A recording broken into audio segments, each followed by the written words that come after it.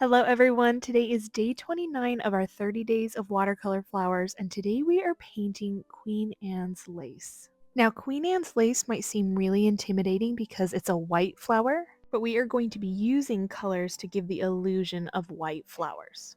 Queen Anne's lace has these very puffy, almost tiny little popcorn-like flowers that are sitting above, kind of like a little cloud. And then the greenery comes up in these curved, long stems. I like to think of it as a bunch of little spider legs or like those prong things that you put on your head to scratch your head. That's what Queen Anne's lace looks like. It also has this really frilly greenery right at the base where those long stems and the main stem meet. And then a long main center stem with some more really rough and frilly greenery for the leaves. Once again, I encourage you to look at a reference picture because you can have easy variations between the Queen Anne's lace if you make the puffy white petals bigger or you make the curved spider leg attachments smaller and squatter. It can change the direction and the whole feeling of the flower.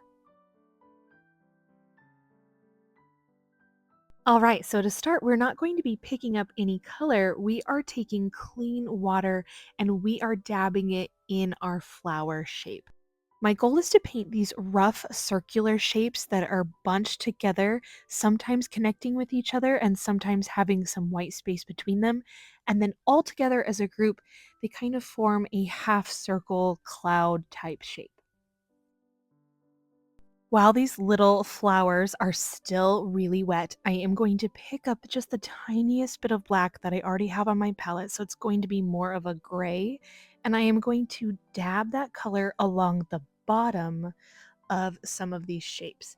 Now we want the color, this gray color, to kind of bleed up into our wet blobs because this starts to give just a hint of color, which gives it a hint of shape. Now, in some areas, it's a little bit too dark, and so I'm going through with more of a damp brush and kind of blending it out a little bit.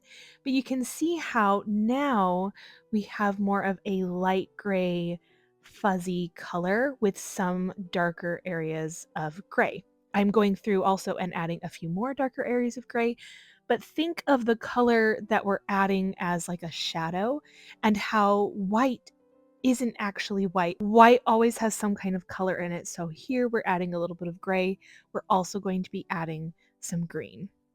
For the greenery, I want a really bright yellow green. So I'm mixing some of my gamboge darker yellow and some sap green to get a really nice bright hue. I'm starting with the main stem so I can get an idea of where all of these long attachments are coming from. And I've left some room for the attachments. And then we're going to curve those little attachments from the blossoms down to that main stem. I am using very light pressure with the tip of my brush, and I think this makes it look really nice and wispy and dainty. Even some of the lines are not fully connected, but I love the way that looks. It kind of looks layered and overlapped because we're giving the illusion that there are a lot of attachments here coming up into the flower petals. And of course, I'm going to be letting some of that green blend into the flowers because it gives us a nice additional layer of depth. I also want some spots of green up in among the flowers, so it's like we're peeking through the flowers and seeing the greenery within and behind, so it adds a lot of depth.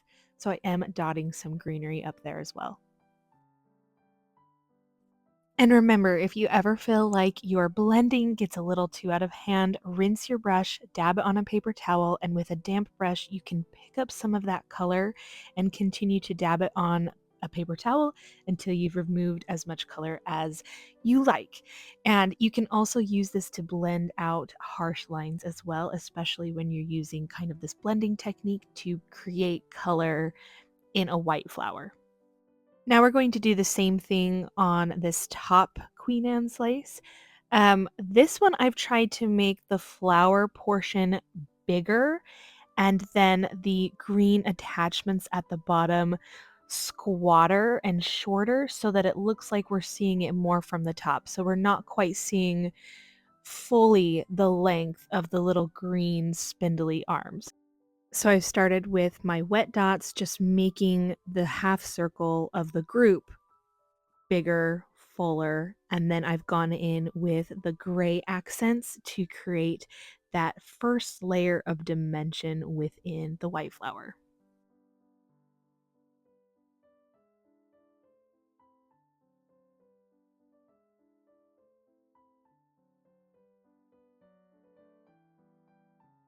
For the greenery, because we're seeing this more from the top, I'm starting my main stem a lot closer to the flowers, so we will see less of the attachments.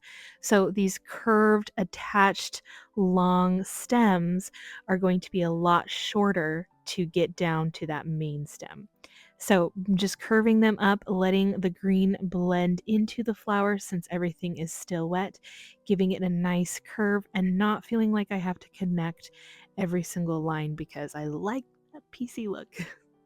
I got over like a trees. Trees? Yeah, Do those look like trees? yeah. It's a flower. I like you putting a flower. Thanks. I hope you enjoyed that little message from my daughter. And now we are going to pick up some more sap green, so it's a higher concentration. This is a darker contrasting color that we're adding. And I'm using the very lightest touch with the tip of my brush to create these scraggly leaves right at the base between all of these connection points and the main stem. I'm also adding this darker contrasting color of green to the bottoms of the flowers where those long stems are meeting the flowers. And then I'm also going to be adding some of this color to the stems because with watercolor, we always want to figure out a way to increase our contrast. We want light tones, mid tones, and dark tones if at all possible. And then the same thing for the leaves. I'm using very light pressure and doing these really chaotic strokes to get this really jagged and rough wild leaf.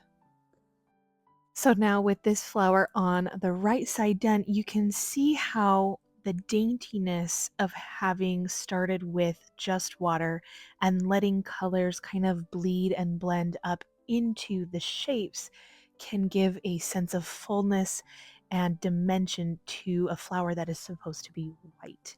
A lot of the time when we're painting with loose watercolor, it's kind of the idea of something, we're creating an illusion. Whereas with detailed watercolor, you are painting that exact thing. And that's really hard to do with white watercolor because typically you're not supposed to paint with white watercolor unless you're trying to make the watercolor more opaque when you're like mixing it together.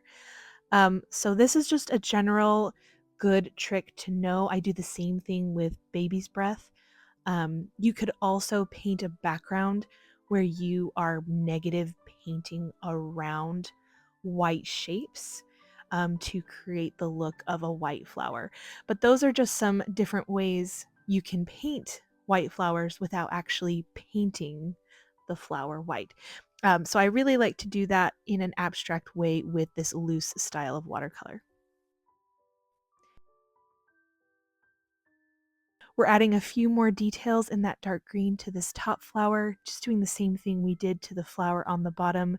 But this one on the top I really love. It's really fluffy and you can see a lot of the illusion of the white details in the flowers.